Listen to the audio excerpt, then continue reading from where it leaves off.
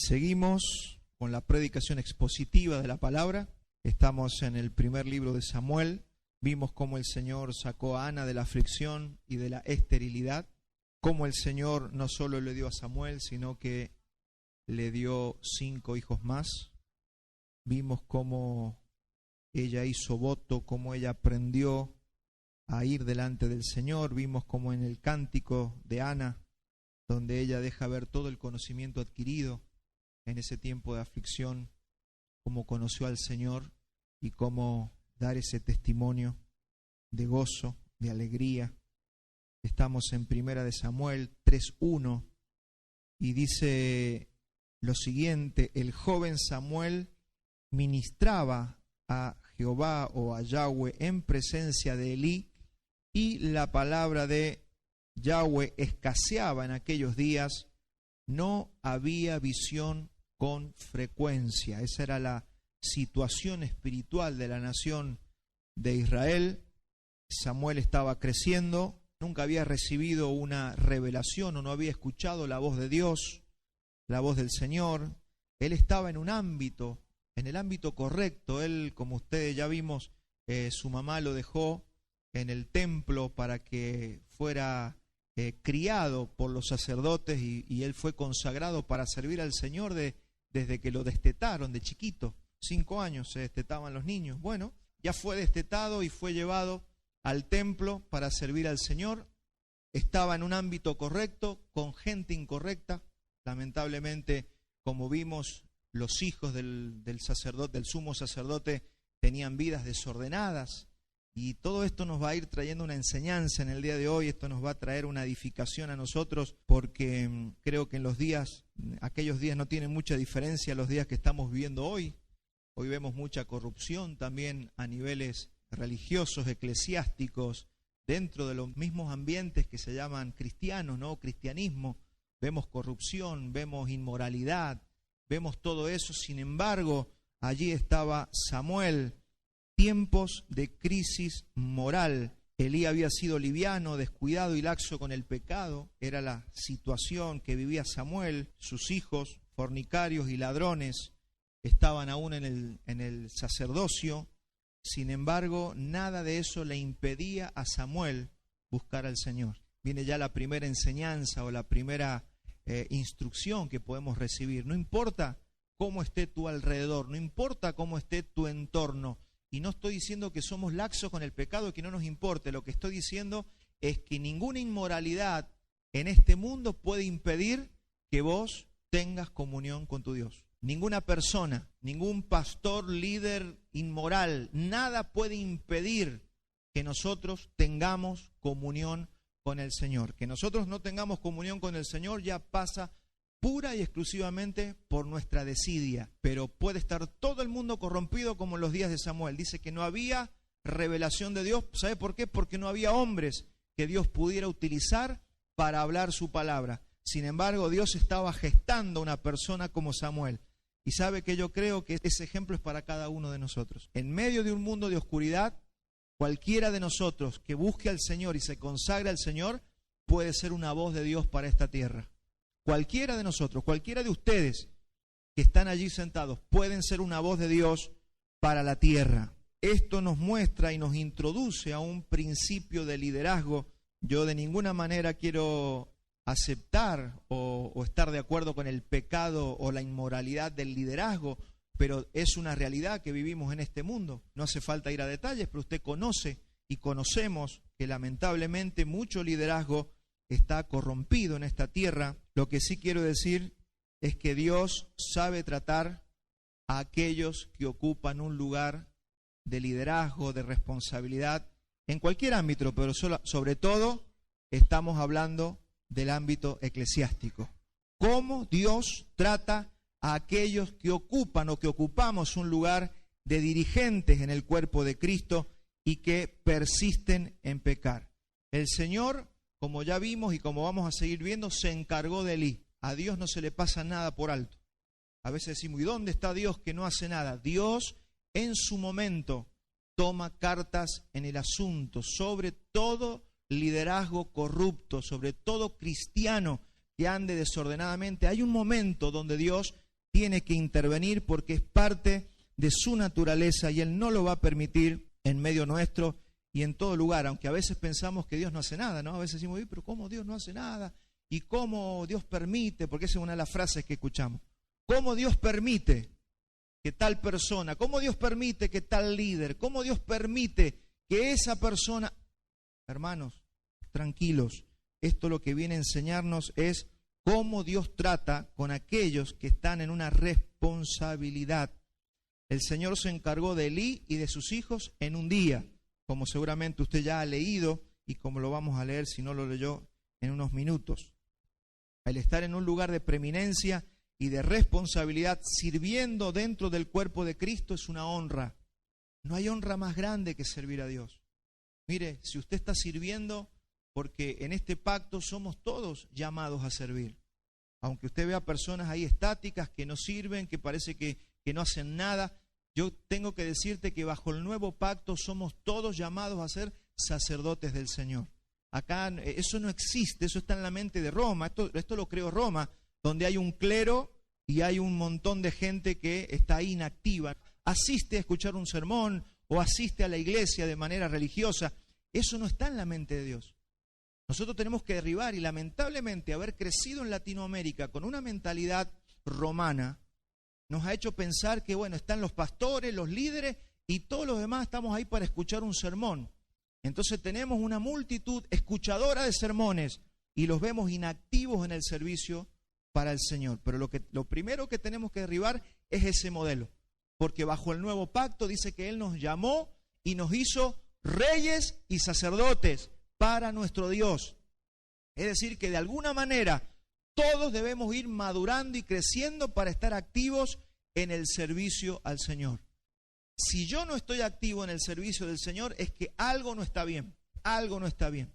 A veces hemos visto en la medicina cuando un niño ya tiene 13, 14, 15, 16 y no habla. Bueno, algún día va a hablar, ¿no? Si no habla porque hay una enfermedad, hay algo no está bien en ese cuerpo.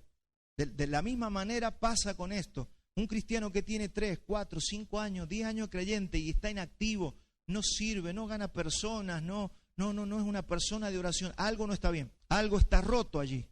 Y eso tiene que ser revisado, porque a veces no es que esté enfermo, la peor enfermedad es la ignorancia, ¿no?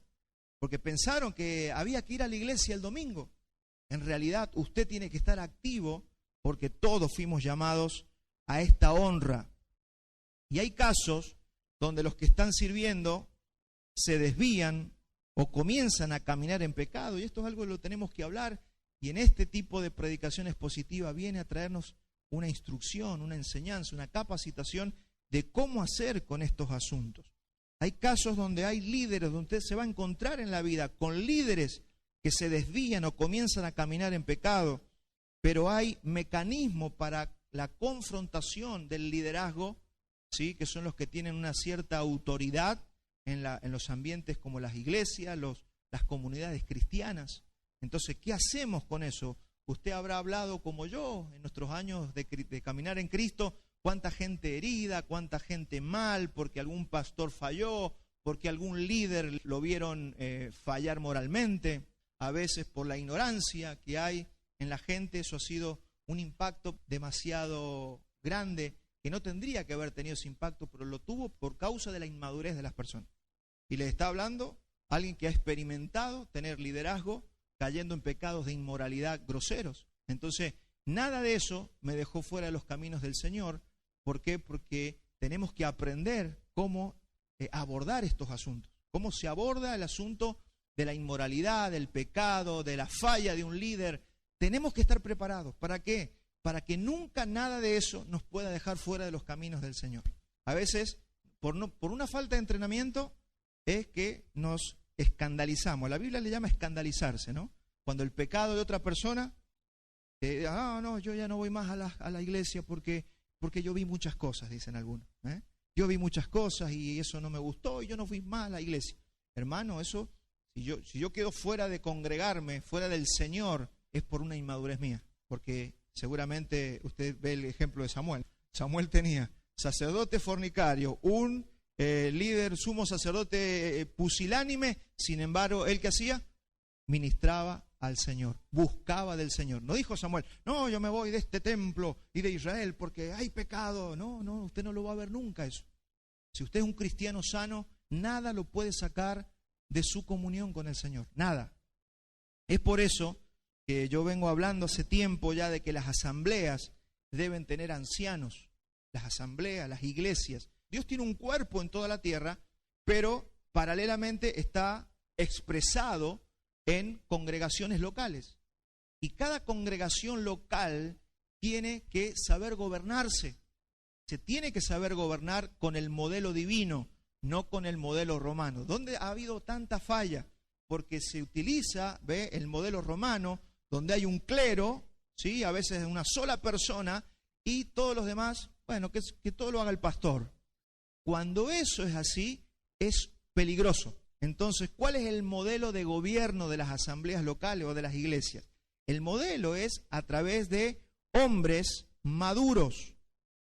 Timoteo, por ejemplo, tenía la responsabilidad delegada por el apóstol Pablo de establecer el gobierno en los grupos cristianos que se iban formando.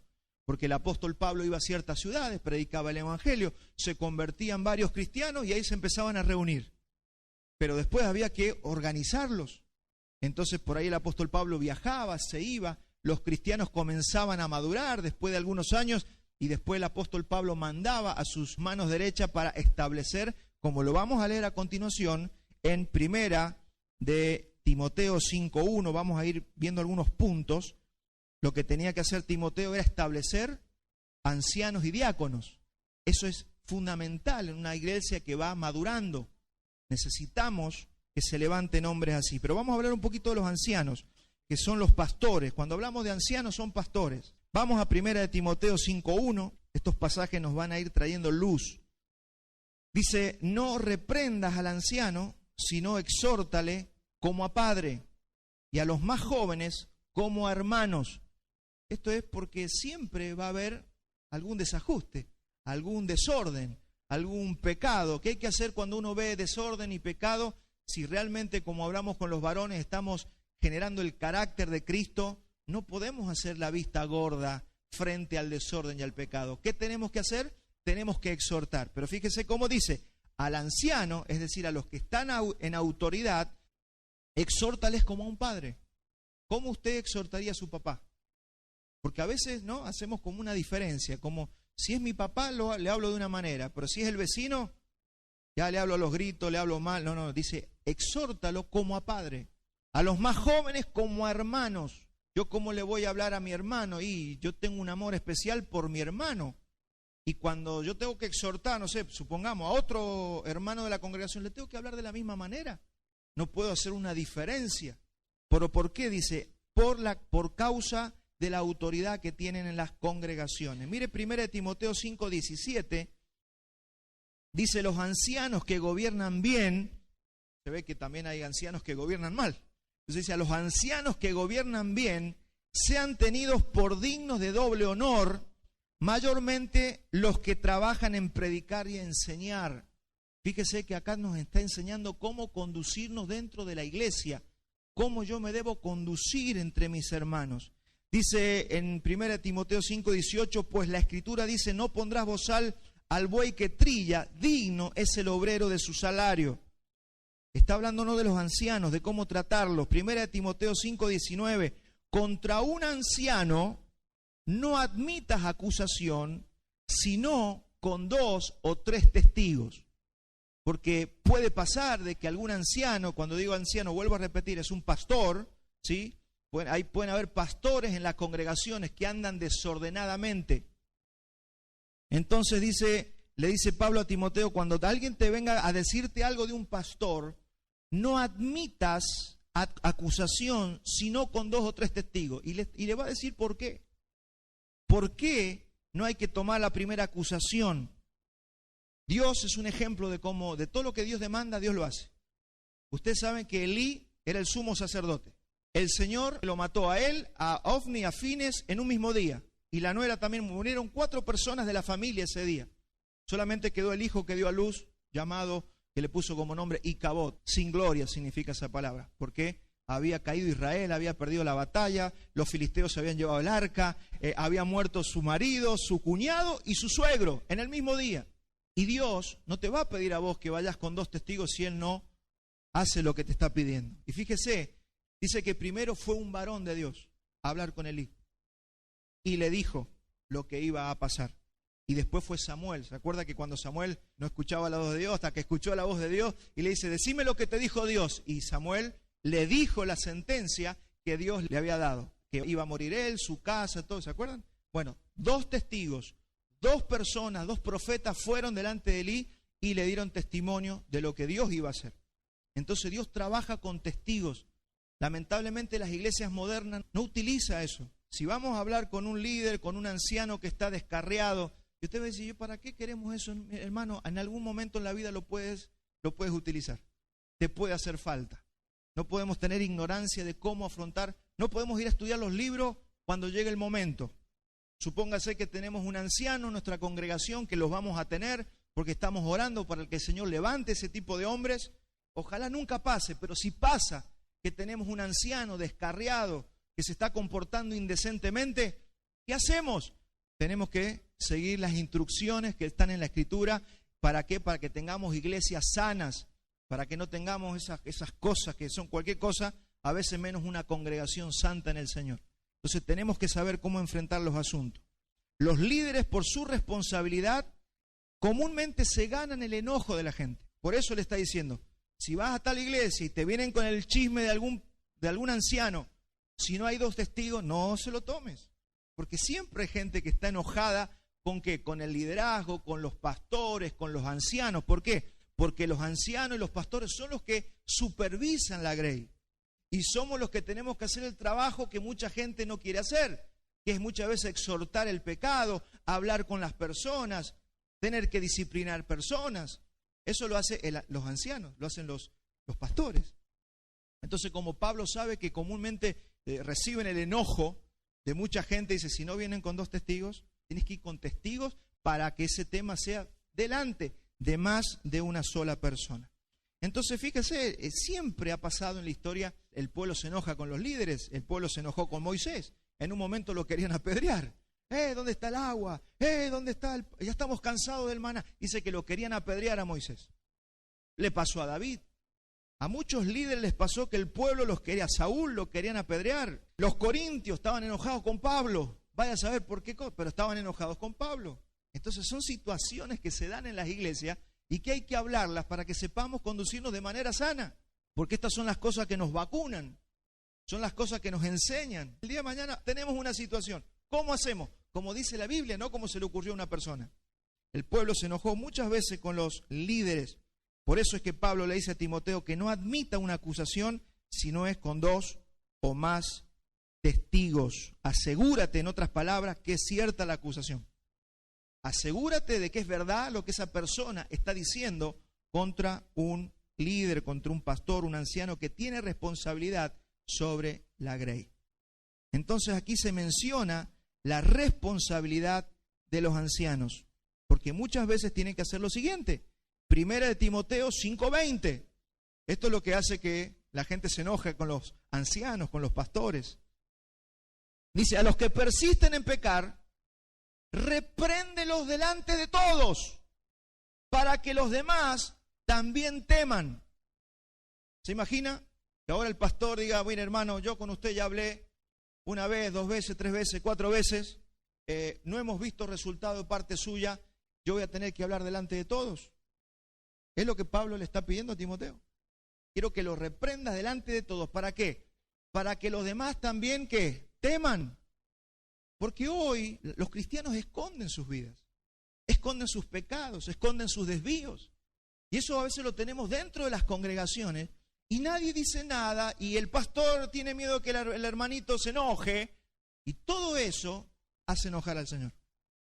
Entonces el Señor nos dio responsabilidad de administrar esto que tenemos. ¿Cuántos quieren una iglesia llena de la presencia del Señor?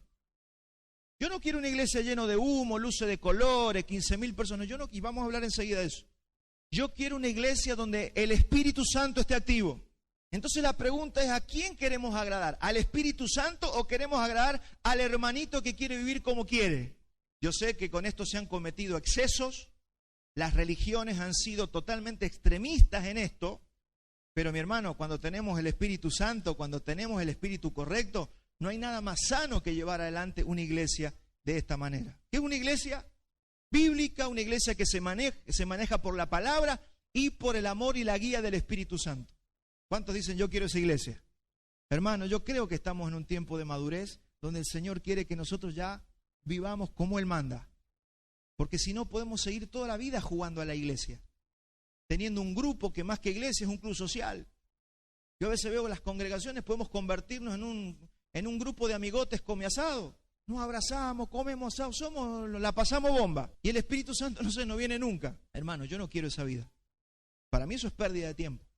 Para eso me voy, me inscribo en algún deporte y me hago un grupo de amigos para hacer lo mismo. Yo quiero vivir la iglesia del Señor. Yo quiero vivir la plenitud del Espíritu Santo.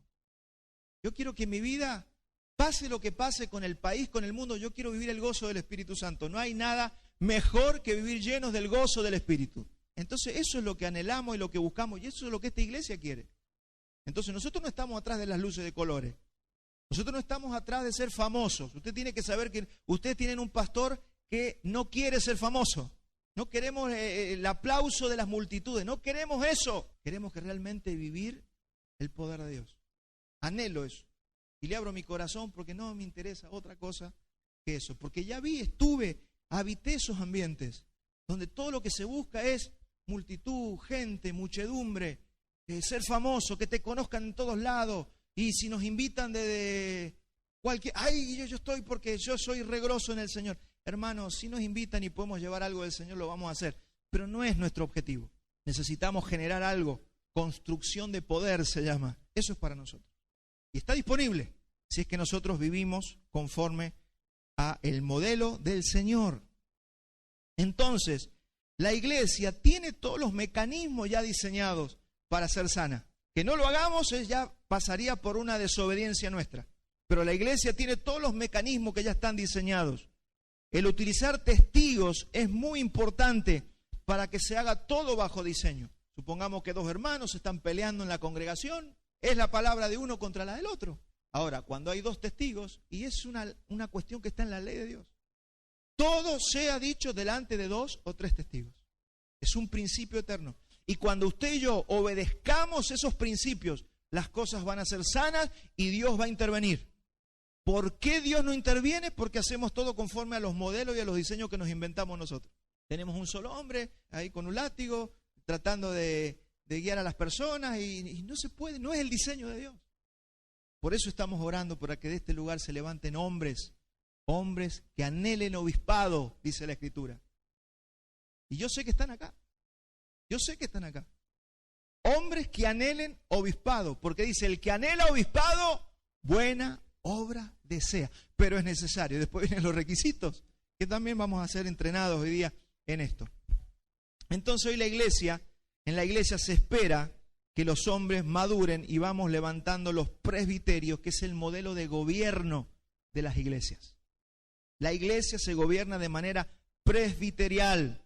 Es un gobierno múltiple, porque allí se minimizan las posibilidades de líderes y hermanos que no son supervisados por nadie. ¿Por qué estamos hablando de esto? Porque lo vemos ahí a Samuel, pobre, el único, buscando al Señor, un montón de sacerdotes fornicarios, avaros, dice que se robaban las ofrendas. Eso estaba viviendo Samuel. Entonces hoy, bajo el nuevo pacto y bajo el diseño de la iglesia, tenemos luz de cómo debemos conducirnos. En el caso de un líder principal que ha establecido iglesias, ¿qué hacen esos líderes que de repente establecimos una iglesia? No podemos ser la única voz cantante y sonante en la iglesia. Fíjese lo que hacía Pedro, y acá nos va a revelar un poquito el modelo de cómo debemos gobernar la iglesia. Vamos a 1 de Pedro 5:1. Pedro era uno de esos líderes que había ido como Pablo y establecía iglesias. Predicaba el evangelio, se convertían y ahí había un grupo de creyentes. Después seguramente se hizo lo que dijo Pablo, establezcan ancianos y diáconos. Y fíjese lo que dice Pedro, ruego a los ancianos que están entre vosotros, yo anciano también con ellos y testigo de los padecimientos de Cristo, que soy también participante de la gloria que será revelada. Fíjese que acá se nos revela un modelo. Pedro, cuando iba a una de las iglesias, no decía, bueno, acá se hace lo que yo digo. Porque eso es muy peligroso. Si usted tiene un pastor sano, zafa. Ahora, si el pastor, como todo ser humano en algún momento de la vida, puede andar medio mal, usted va a sufrir las consecuencias. Entonces, ¿qué hacía Pedro? Pedro visitaba a la iglesia, reunía a los ancianos y él dice, yo anciano juntamente con ustedes. Es decir, los ancianos supervisaban a Pedro, Pedro supervisaba a los ancianos y todos somos supervisados. ¿Se da cuenta lo sano que es? Pero eso tiene que ser hecho en la iglesia. Eso se hace en la congregación local. Es el diseño de cómo se gobierna la iglesia. Por eso es tan importante que esta iglesia madure y sus varones se levanten diciendo, yo anhelo obispado, pero conforme a los requisitos que plantea la Escritura. ¿Habrá de esos hombres aquí? ¿Habrá gente aquí? Eso es un presbiterio. Eso se le llama presbiterio. Presbiterio no es un presbiterio de juntar un montón de pastores de varias ciudades. No, eso no es un presbiterio. Presbiterio o ancianato son los hombres que se levantan en una grey para gobernar los asuntos de la grey. La Biblia le llama obispos, le llama pastores, le llama ancianos. Es lo mismo. Anciano, ¿por qué? Porque los que venían de los judíos le llamaban ancianos. Presbítero, ¿por qué? Porque los que venían de los griegos, la palabra es presbúteros. Obispo, porque significa sobreveedor, supervisor, significa obispo. Entonces, ¿qué son los ancianos? Los que supervisan la grey. Y eso es lo que necesitamos nosotros para tener una estructura conforme al diseño de Dios y no replicar más de lo mismo. Estos son los fundamentos y las bases para una iglesia sana. Esto nos muestra que tanto el liderazgo como todo hermano de una congregación debe habitar un ámbito donde seamos observados y supervisados. Lo peor que nos puede pasar es que no seamos supervisados por nadie. Lo peor que nos puede pasar es que no le rindamos cuentas a nadie. Porque, hermano, ya en el cuerpo de Cristo no existe la vida privada. No, esa es mi vida privada, así es el mundo. Observa el mundo. No, mira cómo juega el fútbol, pero no se metan con la vida privada de él. Un desastre en la vida privada, pero juega muy bien al fútbol. Claro, eso termina repercutiendo ¿dónde? En su jugada al fútbol. No, ese actor o esa actriz, sí, pero no importa, actúa muy bien, pero no vayan a su vida privada, no mezclen, dice este mundo, ¿no?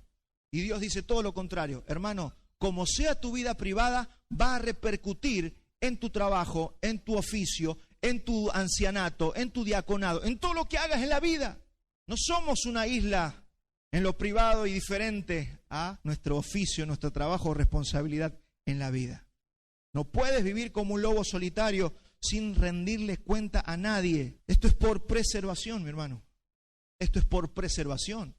Esto no es por el espíritu que a veces utiliza el mundo, que le gusta andar metiéndose, pero por así no somos los real de la vida. No, eso no es así. Acá es por preservación y no es porque yo tengo que obligarte, sino porque vos, porque entendiste el diseño, te sometés a la supervisión de hombres y de mujeres más maduros que vos. De eso se trata una iglesia sana. Y yo le doy gloria al Señor porque en la madurez de la que vamos avanzando, el Señor empieza a ordenar, porque yo creo que acá todos tenemos el corazón dispuesto a vivir los diseños y los modelos del Señor. No queremos más de lo mismo. Ya vivimos el desorden, ya vivimos los diseños humanos que se terminan rompiendo, lo terminan rompiendo todo. Entonces, necesitamos hablar de esto. ¿Por qué? Porque la tendencia de la carne es a callar, a esconder y a no exponer nada. Y a veces con ese latiguillo, no, pastores, que no lo quería molestar. Mentira, está escondiendo su vida. Ya que quede claro entre nosotros. Pastor, no lo quería molestar, eso es una frase que viene de la carne. Porque nosotros estamos para buscar rendir cuentas. Estamos para que nos supervisen la vida. Porque Satanás trabaja en la oscuridad. Satanás trabaja en el secreto, donde mis pecados no los sabe nadie. Y a veces hasta yo mismo me autoengaño de que no lo tengo el pecado. Por eso dice la Escritura, el que dice que no peca es un mentiroso. Entonces nosotros tenemos que abrir nuestro corazón con líderes ancianos que cumplan los requisitos que vamos a ver enseguida. Y es por eso que no se puede poner a cualquier persona en una posición de autoridad. Las personas que pongamos en autoridad y que nos levantemos en autoridad tienen que cumplir los requisitos básicos para poder ejercer algún grado de autoridad. ¿Cuántos están entendiendo un poquito más?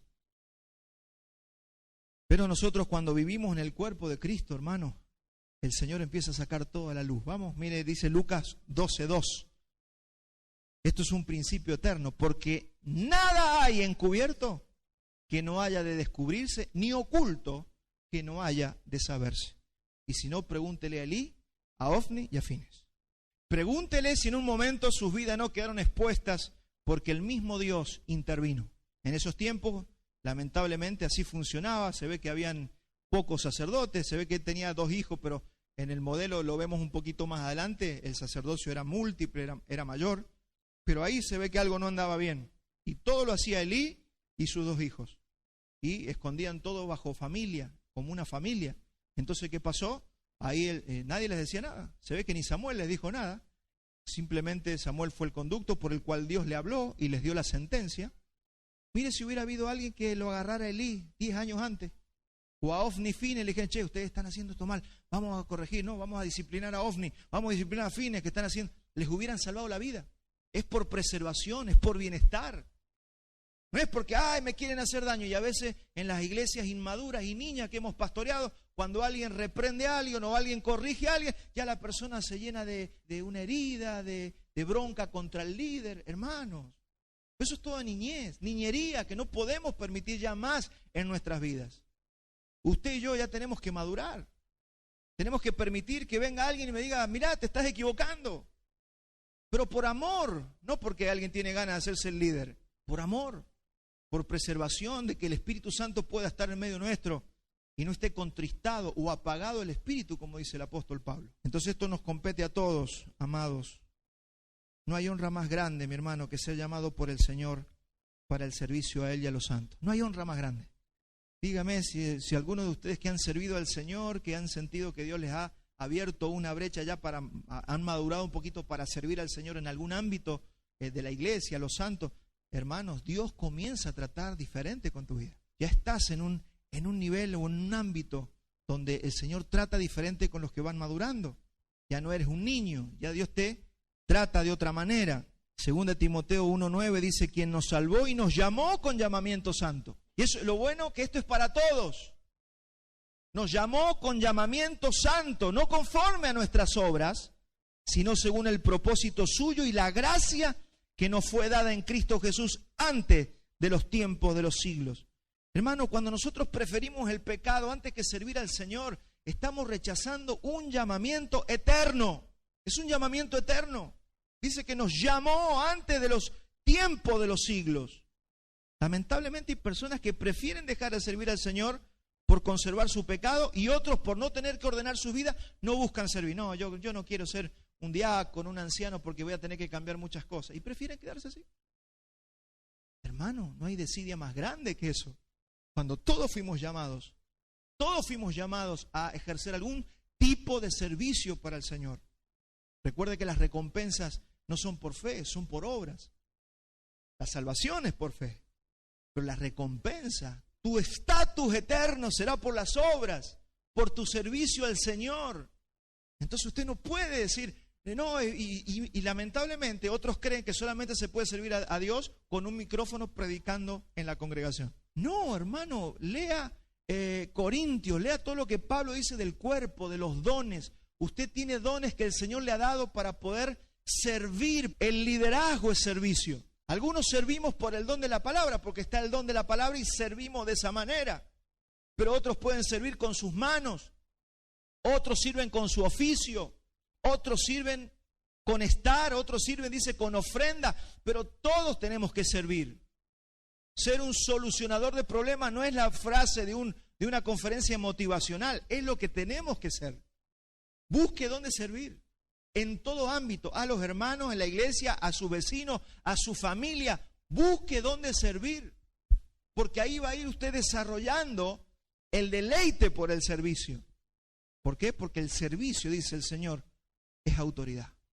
O sea, la autoridad no se gana porque te ponen en un lugar con un título. Hay gente que está con el título y no gobierna nada.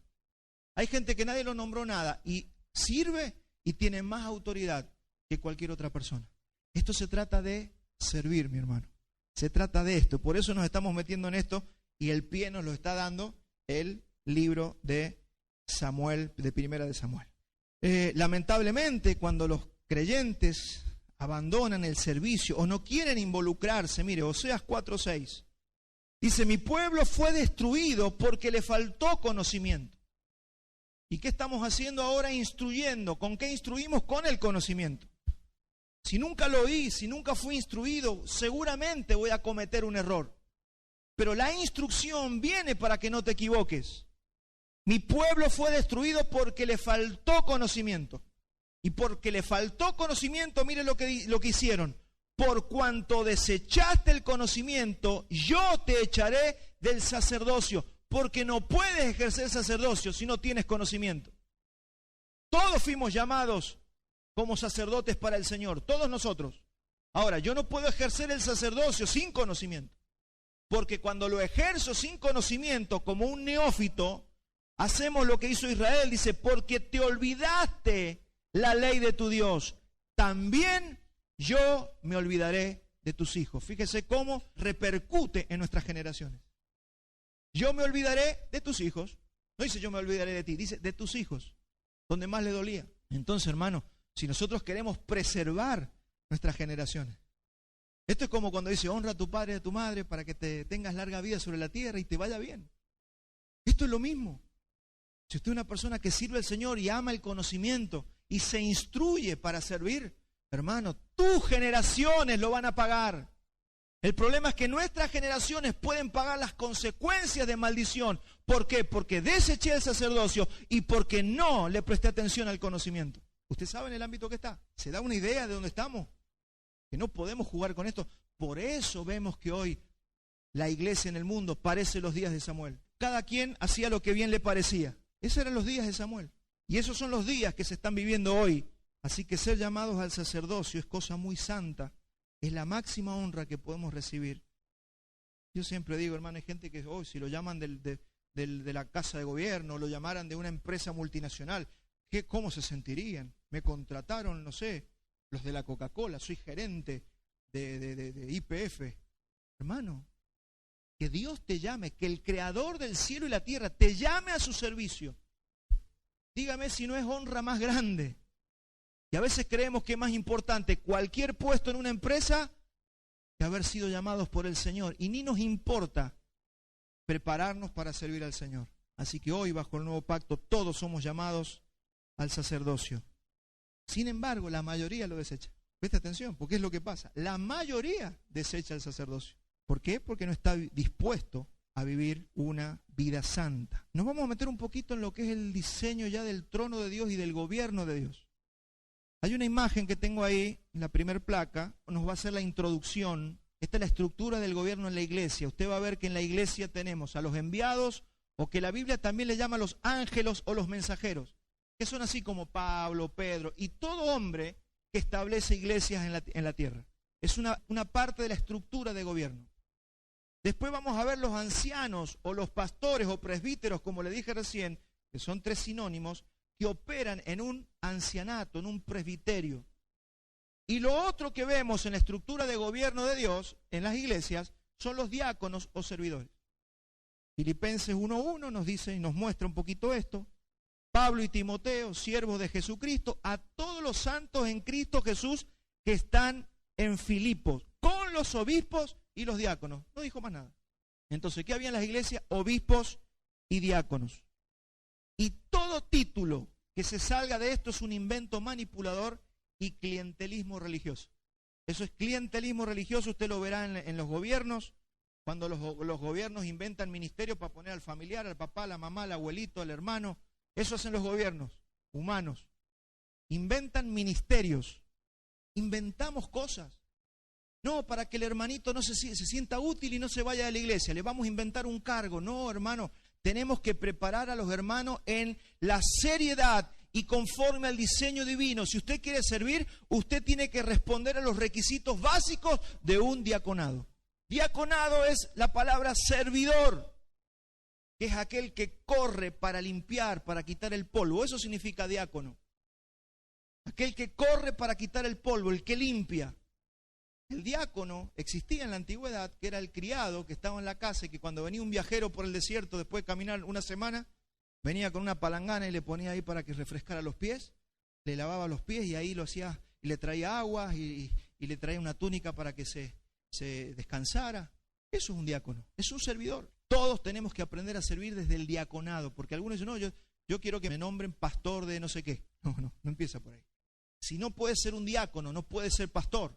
Si no sirve, no puede aspirar a ningún pastorado. Tiene que ser servidor. Así que, hermanos, servicio. Servicio es el camino. Entonces, si hay algo en lo que debemos ser entrenados, es en el modelo o diseño de gobierno. Y yo me gozo con esto, hermano, porque siento que no van a quedar baches ni lagunas de conocimiento. Que usted ya sabe por dónde ir. Que usted ya sabe por dónde encarar. Ya sabe qué tiene que hacer si está en una congregación, sea esta u otra. Usted ya sabe que este es el modelo de cómo tiene que ser. De que usted no puede estar en una posición de liderazgo o de responsabilidad porque usted trae una ofrenda grande. No podemos hacer eso. Esa es la corrupción que hemos visto en las naciones de la tierra y tampoco la podemos permitir en medio nuestro. ¿De dónde se saca este modelo de gobierno? Ese se le ocurrió al pastor Walter. No, es el modelo del trono de Dios. Y ahí si me podemos ir a la próxima placa. Si usted va al trono de Dios, al diseño de gobierno en el cielo, usted va a ver que primero está el trono de Dios. Dice que alrededor hay 24 ancianos.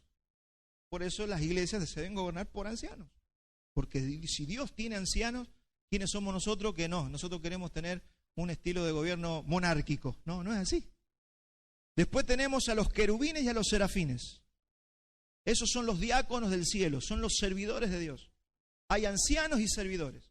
Querubines significan son los seres vivientes, que son protectores de la santidad de Dios y son, fíjese qué pusieron ahí cuando pecó Adán y Eva y Dios no quiso que entraran más al huerto. Puso 2 querubines, protegiendo, son protectores. Arriba del arca del pacto habían 2 querubines que protegían la santidad de Dios. Son seres creados por Dios para servir a Dios. Y tenemos a los serafines, que son los servidores. ¿Dónde vemos los serafines? Serafín significa estar en fuego. Y están por arriba y por debajo del trono de Dios, sirviendo. Y tanto querubines como serafines son servidores del Señor. ¿Dónde vemos a los serafines? Son los carros de fuego, por ejemplo, que vio Elías. Después vamos a ver por qué, porque eso significa el nombre. Encendido en fuego significa serafín. Entonces, ancianos y servidores es la estructura de gobierno de las congregaciones. No hay nada más delante del trono de Dios y todo lo que se aleje de este modelo de gobierno es diseño humano, babilónico y romano. Así que ¿qué debemos procurar? Vivir de esta manera en la Grey. Vamos a leer los requisitos que Pablo le da a los pastores o ancianos. 1 Timoteo 3:1. Fíjese, dice, palabra fiel, si alguno anhela obispado, buena obra desea. No, yo no creo en eso, yo no quiero nada, no, eso es falso orgullo. Si Dios nos llamó, tenemos ganas de servir, si es en el diaconado, en el pastorado, y lo digo, quiero ser pastor, ¿dónde está el problema? Quiero ser un diácono, Señor, quiero servir a los demás. ¿Dónde está? No tiene que haber un falso orgullo. Dice Pablo, pero es necesario que el obispo o pastor sea irreprensible, marido de una sola mujer, sobrio, prudente, decoroso, hospedador, apto para enseñar, no dado al vino, no pendenciero, no codicioso de ganancias deshonestas, sino amable, apacible y no avaro, que gobierne bien su casa, que tenga a sus hijos en sujeción con toda honestidad, pues el que no sabe gobernar su propia casa, ¿cómo cuidará de la iglesia de Dios? No un neófito, es decir, un recién convertido que no conoce la palabra. Neófito significa un recién plantado, no sea que envaneciéndose, porque el nuevito, cuando lo ponemos en una posición de liderazgo, comúnmente se llenan de orgullo. ¿Usted quiere saber cuando una persona es inmadura? usted déle una responsabilidad y fíjese, es humilde. Si se llena de orgullo es un neófito, porque cuando uno recibe posición de autoridad o responsabilidad de autoridad, hermano, se da cuenta que uno no le hace. Y que si no aprende a vivir por la gracia de Dios, va a fallar. Y todas las cosas que las quisimos hacer con nuestra fuerza y nuestro intelecto salen mal. Entonces no podemos poner una persona neófita en una responsabilidad, sino que envaneciéndose caiga en condenación del diablo. También es necesario que tenga buen testimonio de los de afuera para que no caiga en descrédito y en lazo del diablo. Así que hay que cuidarnos de todo lo que nos rodea en la sociedad también. No podemos ser perseguidos por la Interpol, pero es pastor de la iglesia, es anciano, lo buscan de otra provincia porque estafó a 2 o 3. No pueden, esas personas nunca pueden estar en una posición de autoridad. Y los diáconos también tienen requisitos.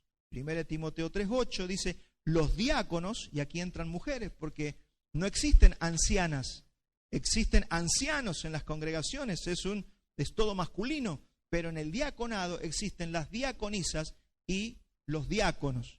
Y dice 1 Timoteo 3:8, los diáconos asimismo deben ser honestos, sin doblez, no dado a mucho vino, no codiciosos de ganancias deshonestas, que guarden el misterio de la fe con limpia conciencia, y estos también sean sometidos a prueba primero, y entonces ejerzan el diaconado si es que son irreprensibles. Las mujeres asimismo sean honestas, no calumniadoras, sobrias, fieles en todo.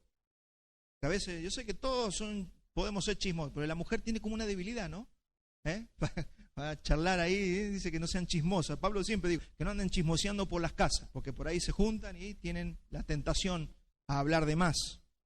Entonces, los diáconos sean maridos de una sola mujer y que gobiernen bien sus hijos y sus casas, porque los que ejerzan bien el diaconado ganan para sí un grado honroso y mucha confianza en la fe que es en Cristo Jesús. Así que, mi hermano, no fuimos llamados a ser meros congregantes. No sé si yo creo que ya te lo había dicho, pero hoy ya lo hacemos oficial. Usted no puede ser un mero congregante. Fuimos llamados a involucrarnos en el servicio a Cristo y en el servicio a los santos.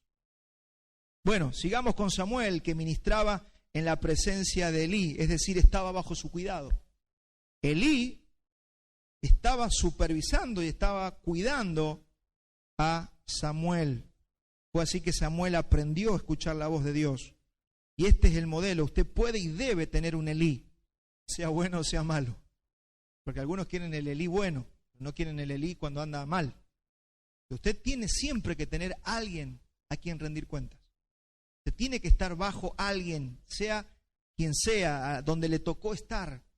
Y por eso me retrotraigo a lo que dije al principio, que tu líder, y no lo estoy justificando, pero si tuviéramos alguna vez un líder que no es todo lo que yo deseara, hermano, hay un principio allí. Yo tengo que saber estar sujeto a alguien, ¿sí? Sea el Elí o sea otro, pero yo tengo que estar sujeto a alguien. Entonces, eso no se puede negociar, porque eso fue lo que ayudó a Samuel a escuchar la voz de Dios. Mire, dice que Dios resiste a los soberbios. Si Samuel hubiera dicho, no, porque este Elí, ¿quién se cree que es? Mirá cómo tiene a los hijos. Y si Samuel hubiera tenido ese espíritu, yo creo que Dios nunca le hubiera hablado a Samuel. Pero Samuel dice que estuvo allí, se sometió a Elí y buscaba al Señor en la intimidad. Y el Señor le habló.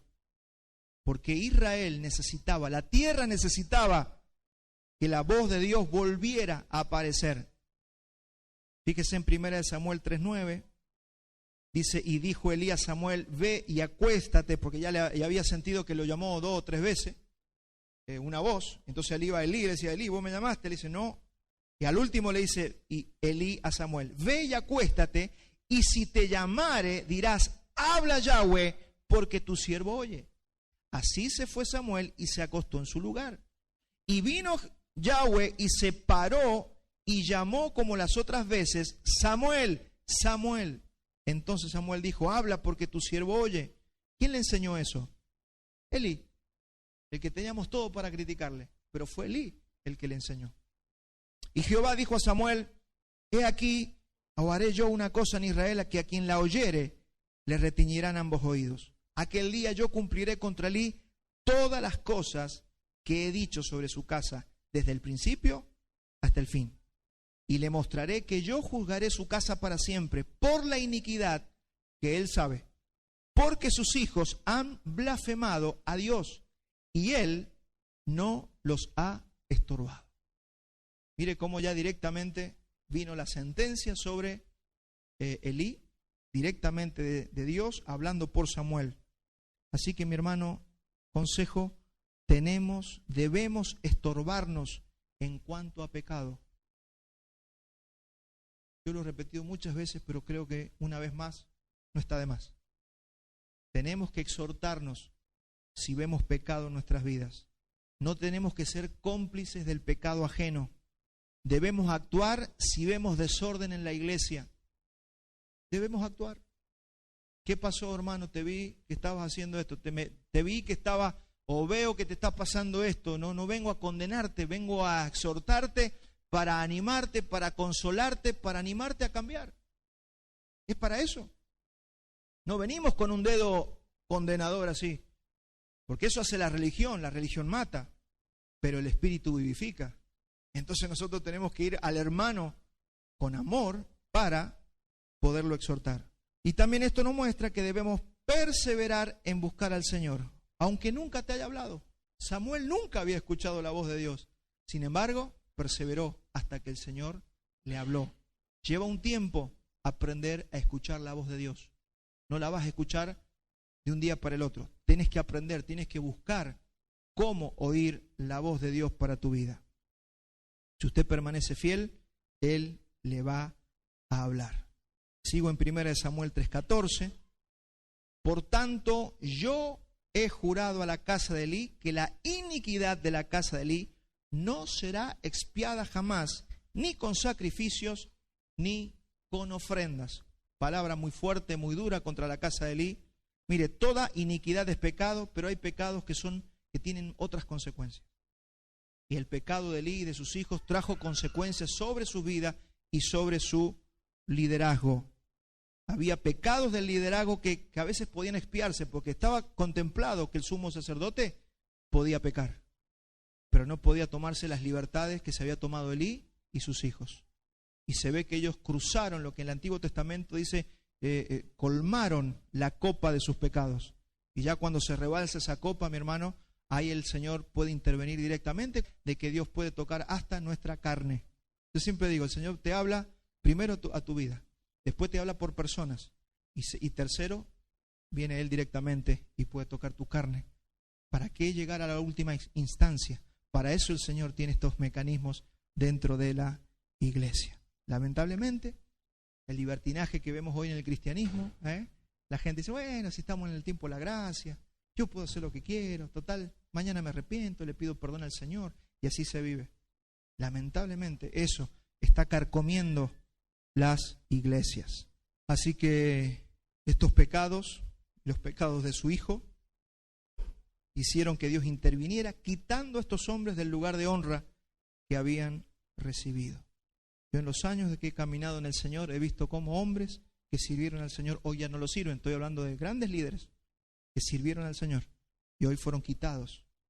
No están en ninguna parte del servicio. Y dígame si hay algo más triste y más deshonroso para una persona que Dios, habiéndolo llamado, lo saque del servicio. Hermanos, tenemos que recapacitar en esto. Hay pecados que pueden traer consecuencias muy desagradables sobre todos los que servimos. Tenemos que cuidarnos. Tenemos que cuidarnos. Seguimos con 1 Samuel 3:19. Y Samuel creció y Yahweh estaba con él. Y mire lo que hizo Samuel. Y no dejó caer a tierra ninguna de sus palabras. ¿Sabe qué me habla esto? De prestar atención. De prestar atención a lo que Dios nos habla. El Señor nos habla. El Señor nos habla en la iglesia a través de los pastores. El Señor puede estar hablándote a través de la Escritura. El Señor puede estar hablándote en tu casa, tu corazón. ¿Qué haces con lo que Dios te dice? ¿Lo anotás? ¿Lo prestás atención? ¿O dejamos caer a tierra las palabras que el Señor nos habló?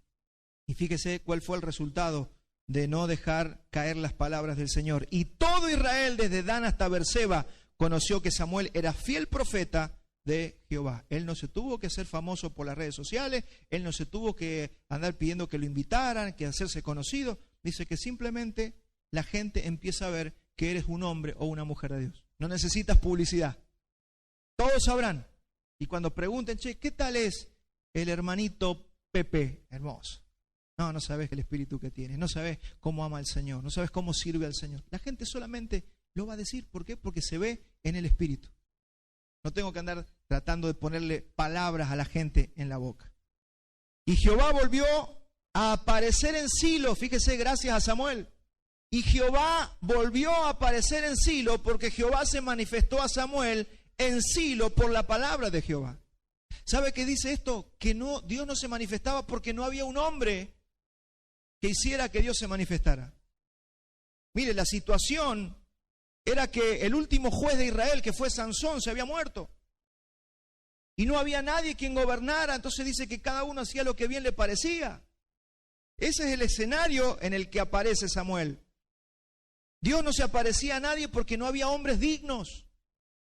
Y a veces decimos, no, si Dios quiere aparecer en la tierra, Él va a aparecer.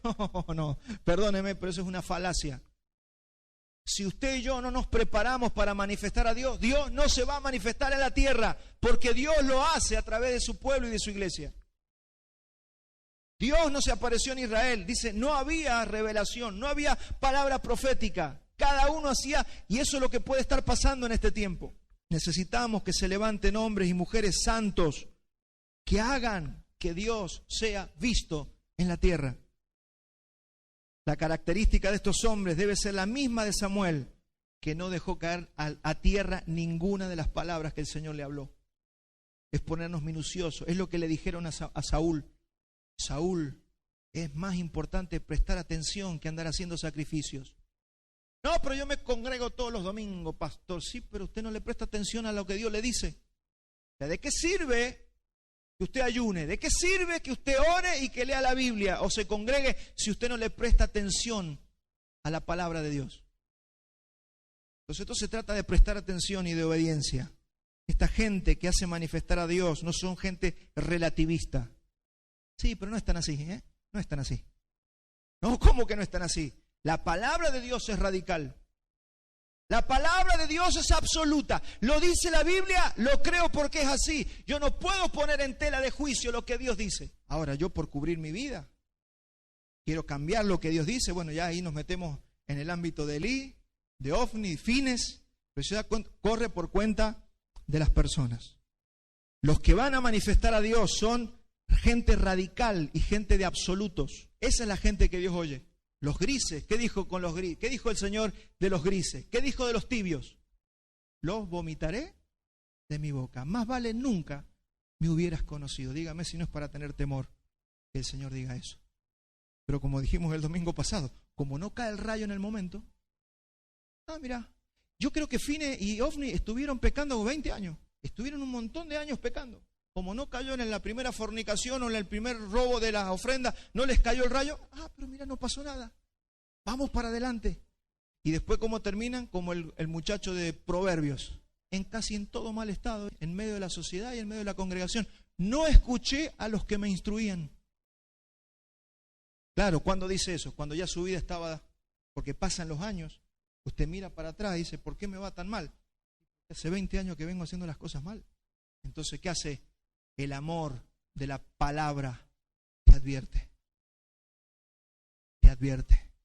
te da tiempo, recapacita, pensá en lo que estás haciendo. Nadie te va a pedir más de lo que puedas, pero si estás caminando en lo correcto, bien, dale por allí. Sí, pero todavía fallo, pastor, no importa que estés fallando, dale para adelante. El problema es cuando vos ya querés cambiar el evangelio para vos sentirte cómodo. Ahí te metiste en el hueco, te caíste en el pozo. Esa hipocresía, hermano, esa hipocresía es lo que destruye las vidas. Entonces nosotros no somos relativistas, somos radicales y absolutos. ¿Se anima a decirlo conmigo? No soy relativista, soy radical y absoluto. Claro, porque eso es lo que Dios busca, que seamos radicales, que seamos gente que vamos a todas y si no a nada, pero Él no quiere los tibios y los grises. Bueno, ya vimos dos ámbitos, fíjese, el primero fue personal, vimos a Ana con el tema de tener a Samuel, todo un ámbito familiar, personal. Después pasamos al ministerial y ahí apareció el tema de Samuel, Elí, Ofni, Fines. Pero ahora vamos a ver el ámbito nacional, el pueblo, el corporativo. Y ahí ingresamos al capítulo número 4 del libro. Ahí ya terminamos con el capítulo 3, ingresamos al 4, ¿me acompaña? Vamos a leer, dice, y Samuel habló a todo Israel. Por aquel tiempo salió Israel a encontrar en batalla a los filisteos y acampó junto a Ebenezer, y los filisteos acamparon en Afec. Y los filisteos presentaron la batalla a Israel, y trabándose el combate, Israel fue vencido delante de los filisteos, los cuales hirieron en la batalla en el campo como a 4,000 hombres. Cuando volvió el pueblo al campamento, los ancianos de Israel se preguntaron, ¿por qué nos ha herido hoy Jehová delante de los filisteos? ¿Qué piensa usted? ¿Cuál fue la respuesta? Y hermano, está a la vista. Sus sacerdotes eran fornicarios. Elí, un mal padre. Dios no daba palabra ni visión en aquellos días.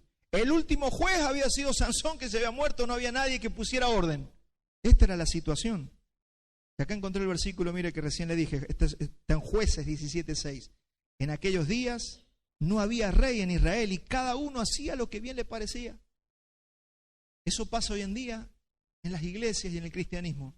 Cada uno hace lo que bien le parece. No, nosotros vamos a tener 72 ancianos porque así lo hacían los judíos y cada uno pone el diseño como se le da la gana. No, acá tenemos un triunvirato. ¿Sabe las iglesias que he visto despedazarse? Hermano, no es con el diseño que nosotros queremos, es con el diseño de Dios. Seguimos al 4:3. ¿Y qué dijeron los de Israel? Traigamos a nosotros de Silo el arca del pacto de Jehová, para que viniendo entre nosotros nos salve de la mano de nuestros enemigos. Y envió el pueblo a Silo y trajeron de allá el arca del pacto de Jehová de los ejércitos, que moraba entre los querubines.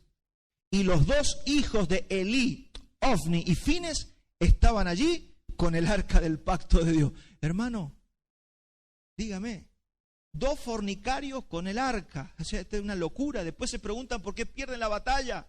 Acá me voy a meter un ratito porque eso es lo que hace la predicación expositiva.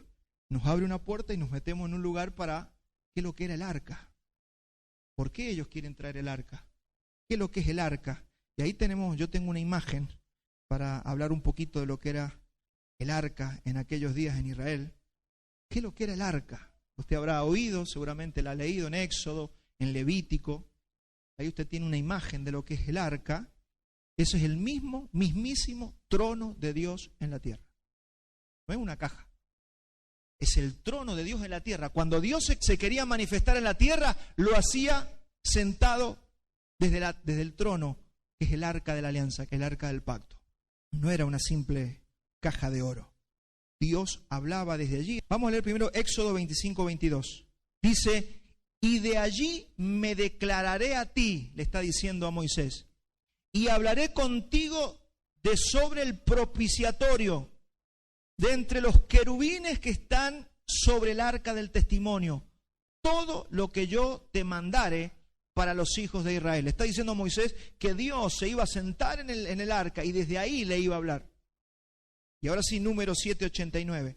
Dice, y cuando entraba Moisés en el tabernáculo de reunión para hablar con Dios, oía la voz que le hablaba de encima del propiciatorio que estaba sobre el arca del testimonio, de entre los 2 querubines, y hablaba con él.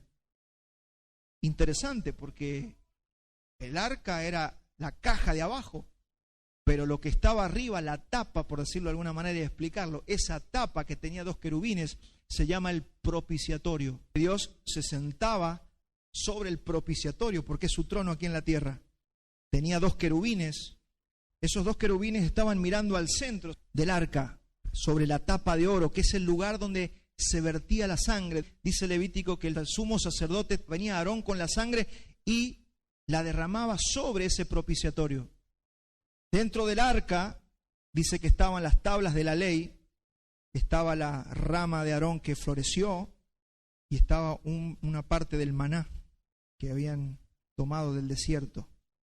¿Qué quiere decir esto? Es decir, que cuando alguien peca, ¿por qué los querubines? ¿Por qué Dios está mirando sobre el centro del arca? Porque cuando alguien peca, lo que está quebrando es la ley de Dios que estaba dentro del arca. Entonces Dios mira su ley. Cuando se quiebra la ley, dice que cualquiera que quebraba la ley debía morir indefectiblemente. Entonces Dios, a través de sus querubines, ahí está su santidad, ¿no? Recuerde que los querubines son los protectores de la santidad de Dios. Satanás fue un querubín protector que fue echado. Ellos son protectores. Los querubines protegiendo la santidad de Dios. Es el Señor sentado en su trono, viendo el centro del arca, viendo su ley. Y cualquier cosa que quebraba la ley, juicio de Dios salía y mataba a tal persona. La muerte era el resultado de quebrar la ley. Entonces, ¿qué hacía el sumo sacerdote? Traía la sangre y la depositaba sobre el propiciatorio. Entonces Dios, al mirar otra vez la ley, ya no veía la ley, sino que veía ¿qué? La sangre. Usted sabe que esto es un símbolo, una figura de lo que es Cristo en la cruz, siendo propicio por nuestros pecados. Pero lo que estaba haciendo era Dios mirando la sangre y siendo satisfecho por esa sangre, diciendo, alguien ya pagó. Entonces, como en ese tiempo era sombra y figura, se mataba un cordero, se derramaba la sangre sobre el propiciatorio, sobre el trono de Dios, y Dios dice, listo, hay sangre. Mi ira se desató sobre algo, solo que esto era rudimentario porque solamente cubría los pecados hasta la venida de nuestro Señor Jesucristo. De eso se trata el arca. Imagínense, ¿yo por qué estoy hablando de esto? Para que tengamos idea de lo que era el arca y cómo Israel la tomaba en esos días. ¿Qué pensaba Israel que era el arca en esos días? Israel en esos días pensaba que el arca era un amuleto. Traigan el arca, perdimos con los filisteos, vayan a buscar el arca a Silo, tráiganlo para que cuando nos vean se asusten. No quiero dejar de leer esto, ¿no? Primera de Juan 4:10 dice, en esto consiste el amor, no en que nosotros hayamos amado a Dios, sino en que Él nos amó a nosotros y envió a su Hijo en propiciación por nuestros pecados. No quería dejar de leer eso. Entonces la sangre de Cristo, ¿sabe por qué usted y yo no nos morimos? ¿Por qué Dios no nos fulmina cuando nosotros pecamos? No nos fulmina porque la sangre fue derramada. Pero aquellos que tenemos responsabilidad de servicio, insistimos en pecar, el Señor nos va a dar tiempo. Ahí habla la paciencia del Señor sobre nosotros. Y el Señor fue paciente tanto en el antiguo pacto como en el nuevo lo es. Y el Señor puede tenernos paciencia 1 mes, 2 meses, 3 años, 4 años. Pero hermanos, si nosotros jugamos con el pecado, hay una justicia que indefectiblemente, por amor a los que nos rodean, el Señor tiene que actuar. Por eso dice que un anciano debe reprender al que está pecando. ¿Para qué? Para que los demás teman. Y la Biblia dice que muchas veces el Señor tiene que tratar con nuestros pecados. ¿Para qué? Para ponernos como proverbios frente a otras personas. Si Walter anda desordenado, si Walter hace lo que quiere, si Walter peca, si Walter es inmoral y es un montón de cosas, y tú dices, mira, no le pasa nada, no le pasa nada. Algo me tiene que pasar, Dios tiene que intervenir para que usted diga, mire, Dios tarde o temprano interviene en la vida de las personas. ¿Se entiende? Porque el que no entendió la gracia y la usa como libertinaje, pecando livianamente, tomando la vida y el sacerdocio livianamente. Hermano, si yo me involucro en el servicio a Dios, hay requisitos que yo tengo que alcanzar y cumplir. Ahora, si yo me involucro en las cosas del Señor, yo tengo que tener una vida que se muestre. Entonces, ¿qué pasó? Trajeron el arca como un amuleto. Ellos no tenían el arca como el trono de Dios. ¿Por qué? Porque Dios no se aparecía en el arca. Era el arca de Dios. Dios seguía teniendo su arca, pero así como en el nuevo pacto el espíritu se puede contristar, así estaba Dios en aquellos días. Dios no hablaba, no había profeta, no había hombres santos que pudieran traer la voz de Dios. Dios que iba a hablar con Elí, si Elí era un inmoral, igual que sus hijos. Imagínense que Dios no le iba a hablar a ellos. Y esto me hace acordar a algunos creyentes que solo se acuerdan del Señor cuando les va mal en la vida. Porque esto trajeron el arca, perdimos la batalla. Si no, ni la traen al arca, allá la tenían al arca. Cuando el Señor dijo, ustedes vayan, los sacerdotes lleven el arca, yo voy a ir con ustedes y todas las victorias se las voy a dar yo porque mi presencia irá con ustedes. ¿Y los cristianos hoy en día? Ni les importa la presencia de Dios. No les importa, por supuesto, porque afecta su forma de vida. Quieren vivir vidas desordenadas. Entonces, por eso es que no les importa. La presencia de Dios no aparece en sus vidas. Pero cuando les pasa algo, a que se van de rodillas a orar. O tienen un problema grave y ya están llamando a la iglesia para que todos oren por ellos. Eso es tener a Dios como un amuleto. Oro cuando me va mal. Cuando estoy bien, ya dejo de orar, dejo de ayunar, no leo la palabra, no me congrego. Entonces, a veces que tenemos en las iglesias un montón de niños que Dios los tiene que estar afligiendo para que ver si algún día aprenden. Los sacerdotes que manipulaban el arca, imagínense, Ofni Fines, venían de fornicar y andaban con el arca. No. Seguimos en 1 Samuel 4:5. Aconteció que cuando el arca del pacto de Jehová llegó al campamento, todo Israel gritó con gran júbilo, que hasta que la tierra tembló. Mire, qué tremendo, ¿eh? Ahí debe estar el Señor, decían todos. Tremenda esa iglesia, mirá cómo cantan, mirá el ruido que hacen. Cuando los filisteos oyeron la voz de júbilo, dijeron, ¿qué voz de gran júbilo es esta que está en el campamento de los hebreos? Y supieron que el arca de Jehová había sido traída al campamento. Y los filisteos tuvieron miedo porque decían, ha venido Dios al campamento. Y dijeron, ay de nosotros, pues antes de ahora no fue así.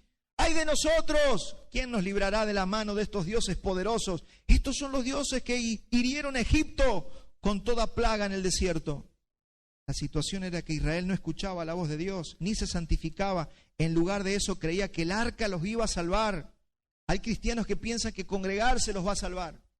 Hay cristianos que piensan que porque leen la Biblia o van a una célula, Dios los va a librar de un montón de cosas, hermano, y Dios nunca los libra, porque esto no se trata de tener el arca, no se trata del amuleto de que yo pertenezco a tal o cual congregación. Esto se trata de si escuchamos o no la voz de Dios. Así vemos a muchos perder sus batallas contra el pecado, sumergidos en el pecado. Y claro que no puede. No pueden. Porque no les importa escuchar la voz de Dios, no les importa qué dice Dios, les importa su propia vida, vivir bien, disfrutar su vida, sus placeres y sus cosas terrenales. Pero no podemos ser cómplices de esas cosas. Ninguno de nosotros, ni usted de los míos, ni yo de las suyas. Pierden la batalla con su mal genio, con su decadente carácter. No les importa formar carácter, les importa que les vaya bien. Ellos comúnmente son la gente que le piden a Dios que los prospere, pero nunca carácter. Pierden frente a la muerte y a la enfermedad, frente a la debilidad y frente a la falta de fruto. Que a veces el amuleto no es un arca, son otros hombres. Hay gente que toma como amuleto a los líderes o a ciertos pastores o a cierta gente que está en autoridad. Si esa persona me ora, me va a ir bien. Hermano, eso déjeselo al que recién conoce al Señor. Usted no puede estar pensando que porque un pastor le ore, a usted le va a cambiar la vida. Y así anda gente cambiándose de iglesia en iglesia, buscando dónde Dios lo va a tocar. Si no te toca, mire, si a Samuel no lo tocaban ahí, ¿a dónde se iba a ir? ¿A los filisteos? ¿A dónde se iba a ir Samuel? ¿Creen en la cobertura? Todavía hay gente que cree en la cobertura. Claro, esa fue una palabra utilizada para manipular a la gente. ¿Qué pasa, hermano? Usted no tiene cobertura. Y así manipularon un montón de gente buscando el dinero. Tu cobertura nunca puede ser una persona. Imagínense si Samuel hubiera pensado en la cobertura. ¿Qué cobertura tenía? No es cobertura una persona. Tu cobertura es Cristo. ¿Quién es la cabeza del hombre? Él es nuestra cabeza, Él es nuestra cobertura. Si esa es tu vida, arrepentite hoy. Si tu vida es que Dios te habla solamente por el sermón del domingo o porque un libro o porque viste un video en YouTube, arrepentite hoy, mi hermano. Eso tiene que ser lo que ayorna, pero no puede ser tu voz principal. Tu voz principal tiene que ser el Señor. Tienes que aprender a escuchar la voz del Señor como Samuel. Y muchas veces te va a pasar como Samuel, que no sabías quién te habla y quién es, y qué fue, será Elí, será el pastor. No, hasta que alguien te diga, no, decile al Señor, he aquí tu siervo oye. Habla porque tu siervo oye. Eso tiene que ser, es la historia de todos nosotros. Todos nosotros tenemos que aprender a escuchar la voz de Dios. Es idolatría, mi hermano. Eso se llama idolatría. Además, hay muchos líderes que les gusta ser el amuleto de las multitudes. Imagínense, hermano, yo tengo que hablar de estas cosas porque esto ya es grosero en el mundo, ¿no? Hermanos, voy a estar firmando mis libros la semana que viene, así, y la gente, me firma. piden autógrafos, se sacan fotos. Ay, yo me saqué una foto con Dante Gebel y yo me saqué una foto con este. Así andan los cristianos en el mundo. ¿Usted qué se piensa? ¿Que eso es inocente? ¿Que no va a tener consecuencias? Idolatramos a la gente y los respetamos a veces hasta más que el Señor. Gente que le gusta que todo el mundo se saque foto con ellos, que los lleven en andas. Esta es la realidad de muchos sectores de la iglesia. Puro grito, puro ruido lo que pasó con Israel. Llevaron el arca, puro grito, puro ruido. Parecía que Dios estaba ahí, hasta los filisteos se asustaron. Puro sonido, pura luz de color. Es la iglesia de hoy. Humo. Y vamos a hablar de las iglesias hipster y los predicadores hipster. Porque eso está a la moda hoy día. Y las multitudes corren hacia eso. Pero tengo que decirte que nada de eso es de Dios. ¿Quiere ver las consecuencias? Vamos a 1 Samuel 4:9. ¿Qué dijeron los filisteos? Esforzaos, oh filisteos, y sed hombres, porque para que no sirváis a los hebreos como ellos os han servido a nosotros. Sed hombres y pelead.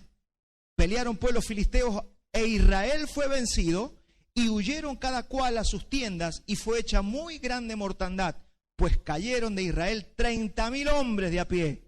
Y el arca de Dios fue tomada y muertos los dos hijos de Elí, Ofni y Fines. ¿Qué pasó? Se apagó el espíritu, se apagó la gloria, se murió la nuera, se murió los dos hijos, se murió y le puso al hijo Icabod. ¿Qué es Icabod? Se fue la gloria. La gloria del Señor fue traspasada. Israel perdió la gloria. ¿Sabe cómo se llama en el nuevo pacto eso? Apagaron el espíritu. Pablo le llama no apaguen el espíritu. ¿Qué hizo Israel? Apagó el espíritu. ¿Qué está pasando con la iglesia moderna? Está apagando el espíritu. ¿Por qué? Porque todo es un amuleto, porque es puro grito y todo el mundo dice ahí debe estar Dios. Sin embargo se pierden las batallas, sobre todo la batalla con el pecado. Así que mi hermano, ¿qué pasa cuando pasa eso? Se deja de alcanzar la gracia. Es lo que dice Hebreo, ¿no? Dejan de alcanzar la gracia, porque encima no les alcanza con tener una raíz de amargura, tienen que andar contaminando a los otros. Y apagan el espíritu y carcomen como gangrena, dice la Escritura, la congregación en la que viven. Se lo dijo el Señor a Pablo, ¿no? Dura cosa es dar coces en contra del aguijón. ¿Eso quién? Los que quieren destruir su propia congregación. ¿Y cómo destruye? ¿Cómo destruye Satanás una congregación? Trayendo división. Con gente que no perdona. Con gente que no exhorta. Con gente que no quiere que nadie le diga nada. Con gente que quiere vivir como en el mundo, pero dentro de las iglesias del Señor. Hermano, eso. Yo me puedo quedar solo en la vida, pero no voy a transar y no debemos transar contra el pecado en medio nuestro. Y usted me va a decir, bueno, pastor, pero no podemos pecar. Sí, todos vamos a pecar y podemos pecar. Pero ¿sabe qué? Hay formas y formas de encarar el pecado y hay formas y formas de ocultar el pecado. Si esto es un hospital, todos venimos del mundo, ¿o no? Y venimos con rollo, con cositas que todavía no nos podemos sacar. Y todos vamos siendo perfeccionados. Vamos avanzando. Ahora, cuando yo quiero ir en contra de la palabra del Señor, y yo quiero armarme un evangelio para que a mí me deje cómodo con mi pecado, de ninguna manera vamos a permitir eso. De ninguna manera. Porque yo sé que lo que podemos perder es la gloria del Señor. Y yo de mi vida no quiero que se vaya. Es más, quiero que acreciente. Quiero que crezca. No hay nada más triste en la vida, mi hermano, que perder la gloria de Dios. Que perder su presencia. Que perder su poder y vivir por la propia carne. Y le decía recién de las iglesias hipster. Si no sabe lo que es hipster, busquen en internet qué significan los pastores y las iglesias hipster. La palabra hipster significa a la moda, cool. Las iglesias cool, las iglesias a la moda, las iglesias modernas. Mire, estas comenzaron en la década del 2000, empezaron a proliferar en Estados Unidos y se ha llenado toda Latinoamérica de las iglesias hipster. Las iglesias modernas, a la moda. Son pastores que presumen de su cuerpo, van al gimnasio y aparecen todos musculosos y están predicando y están mostrando los músculos. Andan con los pantalones todos rotos porque ellos son modernos, no son religiosos. Esos religiosos que andan de traje y corbata y empiezan a criticar y les dicen esos viejos anticuados porque el mundo está moderno y el mundo tiene... Y esa es la iglesia hipster que se está viniendo. Presumen sus cuerpos, andan tatuados o con ropa rota porque también son bohemios. Tiene la onda bohemia, ¿viste? Son así, medio hipones también. Tienen esa onda y la están trayendo a la iglesia. Pastores. Visten las ropas de última moda, si no son esos que andan con Louis Vuitton, Gucci, las marcas más caras de Europa, ellos son ostentosos. Tratan de ser influencers de las masas. Esos son los influencers famosos. Muchos se codean con famosos. Atraen personas famosas a sus iglesias o a las celebridades. Les gusta que Britney Spears o Justin Bieber está en mi iglesia. Y van a esas iglesias, ¿no? Y usted sabe cómo es, ¿no? Se ha investigado un poquito y ha visto lo que hay en el mundo a nivel iglesia. Usted se va a dar cuenta que son tremendas catedrales con luces y humo y todo lo que yo le digo. Parecen grandes discotecas con luces. Tienen bandas de música con estilo muy moderno, porque ya no vamos a cantar un corito ahí con... No, eso es muy viejo. Ya hay que ser más moderno. Yo no estoy en contra de modernizar algunas cosas en la iglesia, quiero que lo sepa. Pero hay un espíritu. Y cuando el espíritu ya no es el correcto, hermano, tu modernismo se transforma en algo que va en contra de la santidad de Dios. La realidad es que el mensaje en esas iglesias es más una conferencia motivacional, carente de toda doctrina y de todo poder, y donde reinan las emociones.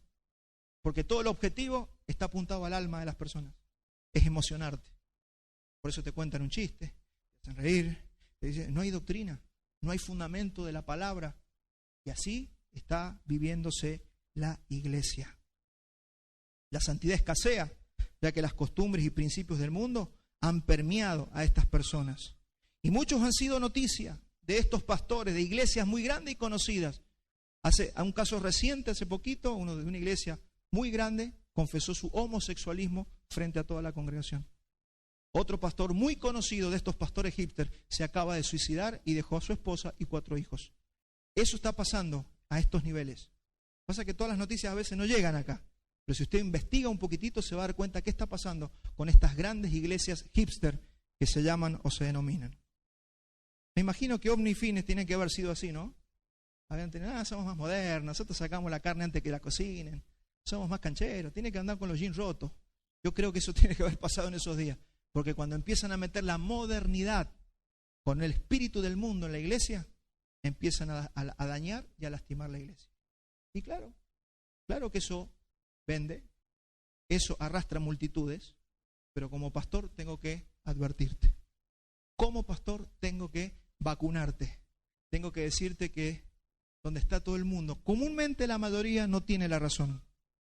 Y si son fornicarios y avaros, no sería extraño que vivieran así con las modas de otras naciones, porque en esos tiempos habían naciones y Egipto y Babilonia tenía sus influencias sobre Israel.